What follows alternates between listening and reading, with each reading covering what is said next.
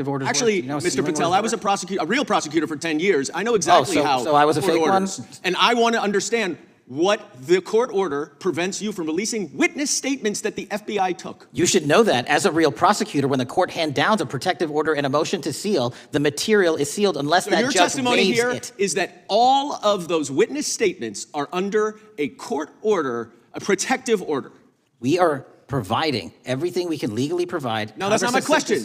My question is, why are those witness statements that are not grand jury testimony, that if they were under a protective order are no longer under a protective order, why are they not being released? How are they not under a protective order? Why are you not going to the court like you did for the grand jury testimony to unseal those records? The DOJ did go to the court. No, not on those records. Why aren't you going? You just went on grand jury. The exchange between Congressman Dan Goldman and FBI Director Kash Patel over the Epstein files was one of the most intense and revealing moments in recent hearings. It wasn't just about a stack of sealed documents. It was about the public's right to know how deep the Epstein network really went and who might have been protected in the process. Mr. Patel, does Donald Trump appear anywhere in the Epstein files? I'm sorry, could you say that again? It's not a complicated question. Does Donald Trump appear anywhere in the Epstein files? I didn't say it was a complicated question. I just didn't hear you, so my apologies. We have released where President Trump's name's in the Epstein files and everybody else, and all credible information that we are legally allowed to release has been released. All right, so let's go through that. You're referring to court orders that prohibit you from releasing grand jury testimony under Rule 6E. Is that what you're referring to when you say as the law allows? That's a piece of it. Really? What other evidence do those three court orders you cited prohibit from being released? Information that was collected pursuant to those search warrants that were limited in fashion. Wrong. That's not what the court order says, and that's not under 6E. And you're talking, and I said that's 6E, and I said there was others, and I'm answering that. There are sealed court order documents. There are protective orders. They are unsealed as part of discovery given to Ghislaine Maxwell. They are no longer sealed. That's just not true. We can argue about it all you want. Okay, well, you agree that there are, so your testimony here is that the reason why you are not releasing all of the videos that you have acknowledged, there are so many, and that the FBI spent thousands of hours of reviewing, the photographs, the photographs that you have. You're saying that you're not releasing those because there's a court order requiring them to be sealed? Is that your testimony? Never said that about the videos. On the totality of the videos, of the thousands of images that were seized pursuant to the search warrants executed at the time, the overwhelming majority of that video is pornographic material that was downloaded from the internet and child sexual abuse material. We will never release that. Well, as you should not release the victims, but if there are videos that relate to others who Epstein trafficked to, such as maybe Prince Andrew, or photographs, that you have total control to release. Yes, and if it exists. And so why haven't you released it? Why are you supposing that that is a fact when in fact it is false?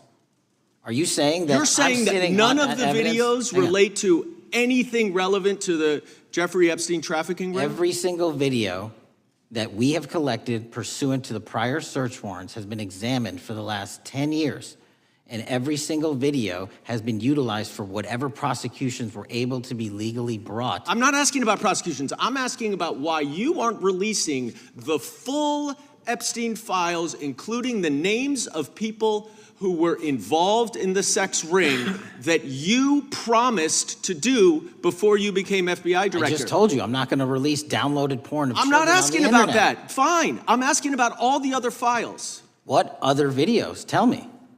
Tell me. That's what I'm asking. Tell me. You're saying there are no videos that would be relevant to anyone else involved in the Jeffrey Epstein sex ring. Pursuant to Mr. Acosta's collection of information based on the search warrants. That's all we have in our possession. And I'm asking you, that stuff. That's all we got. I'm not asking all you got. I'm asking you, in that stuff, there's nothing that's related to any other sex traffic, any other people engaged with Epstein in underage sex. That's correct. To my knowledge, no. Okay. Let's talk about the witness interviews. 302s of witness interviews.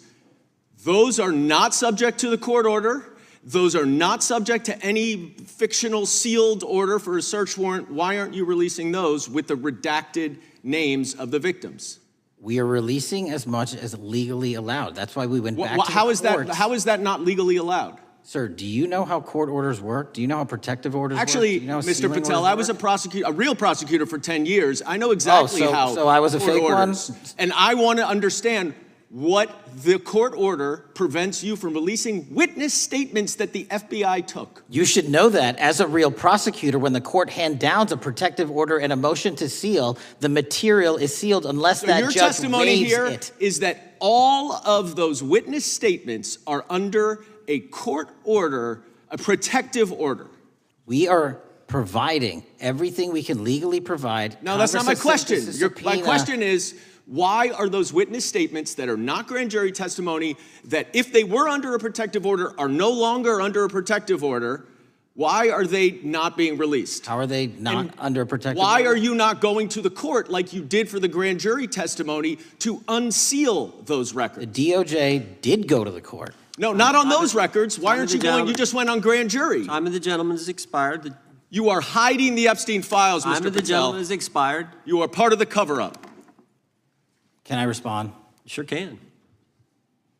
Any allegations that I'm a part of a cover-up to protect child sexual trafficking and victims of human trafficking and sexual crimes is patently and categorically false in the work of my So I hope you will talk to them when they Gentlemen's have time has requested expired. to speak with you. Because the Gentlemen's time has victims have expired. Gentleman requested yields and you are back. not responding to them.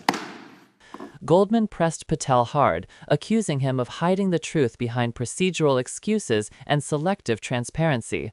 Whether you believe Patel was following the law or protecting someone powerful, this clash underscored a much larger issue: why, decades after Epstein's crimes, the full truth still isn't public.